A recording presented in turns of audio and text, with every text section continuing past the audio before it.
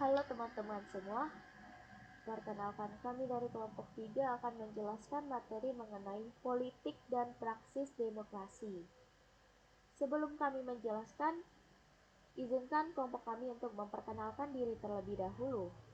Perkenalkan, nama saya Catherine Fiorenza dengan NIM 2321041 dan rekan-rekan saya.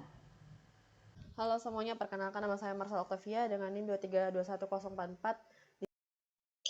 Baik, perkenalkan nama saya Antonia Renata Larasati dengan NIM 2321046. Perkenalkan, nama saya Marisa Destiani dengan NIM 2321050. Perkenalkan, nama saya Nicolette Stefa Culin dengan NIM 2321052. Baiklah, di sini saya akan menjelaskan apa itu demokrasi. Demokrasi dianggap sebagai suatu sistem politik yang diyakini masyarakat dunia adalah cara yang terbaik untuk mencapai tujuan negara.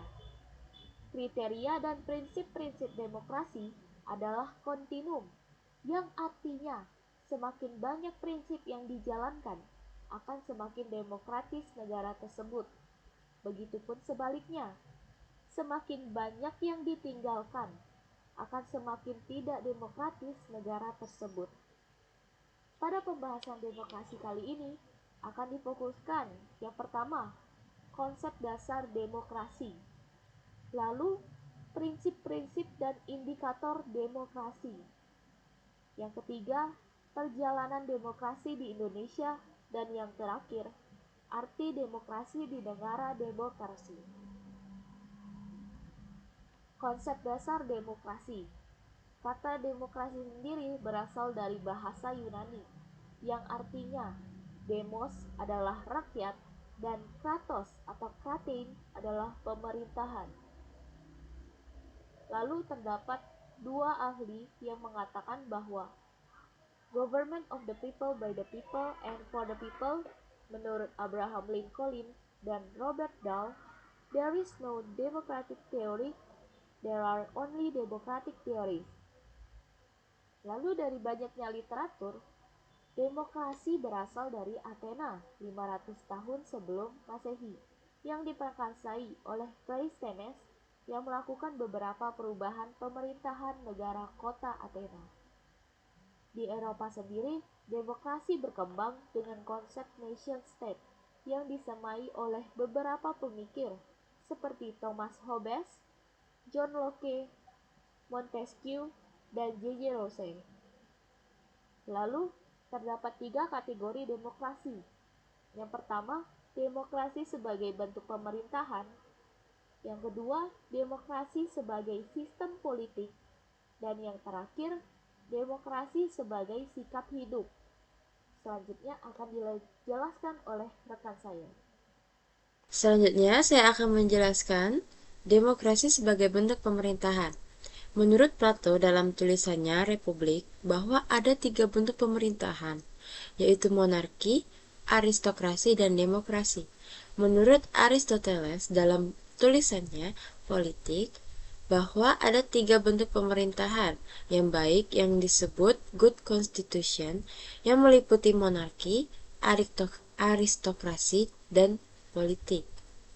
Sedangkan pemerintahan yang buruk disebut bad constitution, yang meliputi tirani, oligarki, dan demokrasi. Jadi ada perbedaan pendapat antara Plato dan Aristoteles.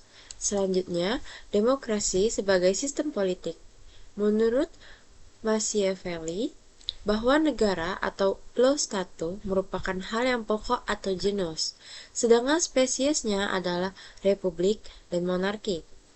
Menurutnya, jika bentuk pemerintahan adalah republik atau monarki, maka demokrasi berkembang sebagai sistem politik.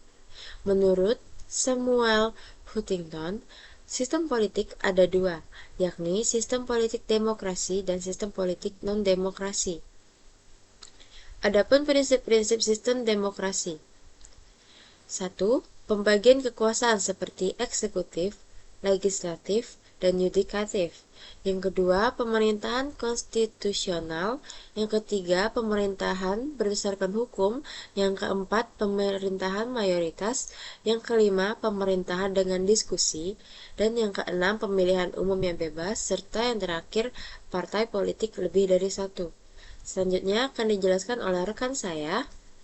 Yang selanjutnya ada manajemen terbuka, pers yang bebas, pengakuan terhadap hak-hak minoritas, perlindungan terhadap hak asasi manusia, peradilan yang bebas dan tidak memihak, pengawasan terhadap administrasi negara, mekanisme politik yang berubah, kebijaksanaan pemerintah dibuat oleh Badan Perwakilan Politik, penempatan pejabatan pemerintah dengan merit system, penyelesaian secara damai, jaminan kebebasan individu, konstitusi atau UUD yang demokratis, dan prinsip persetujuan.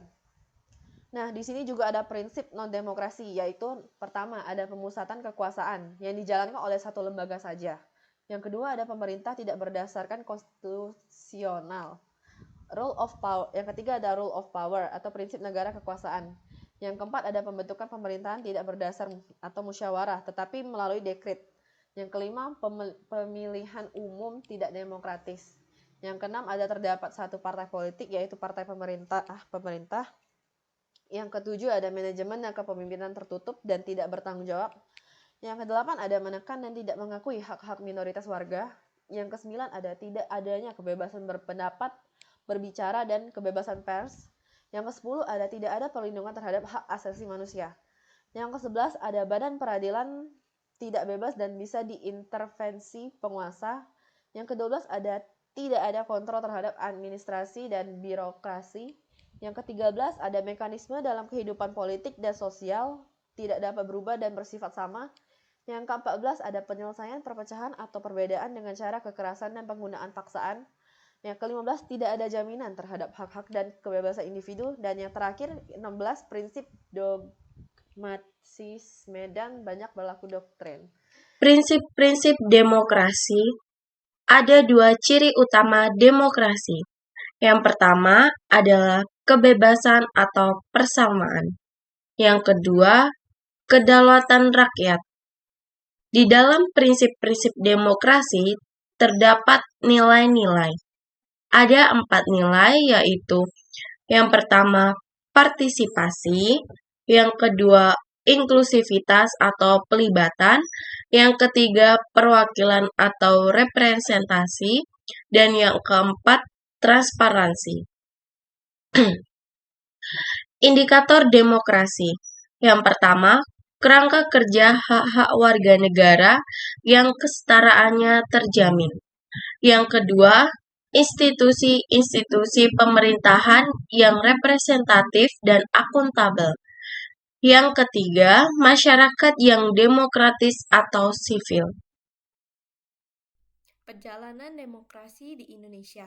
Masa pertama Republik Indonesia tahun 1945 hingga 1959 dinamakan demokrasi parlementer. Masa kedua Republik Indonesia tahun 1959 hingga 1965 dikenal dengan demokrasi terpimpin.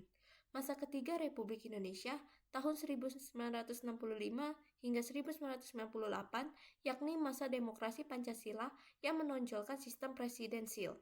Masa keempat Republik Indonesia tahun 1998 hingga sekarang yaitu masa reformasi yang menginginkan tegaknya demokrasi sebagai koreksi terhadap praktik politik pada masa ketiga Republik Indonesia.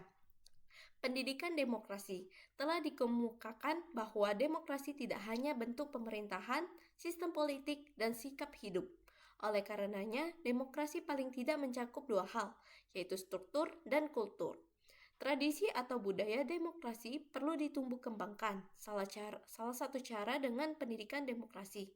Pendidikan demokrasi yaitu informal atau dalam keluarga, formal atau sekolah, non-formal atau kelompok masyarakat, lembaga swadaya, dan partai politik.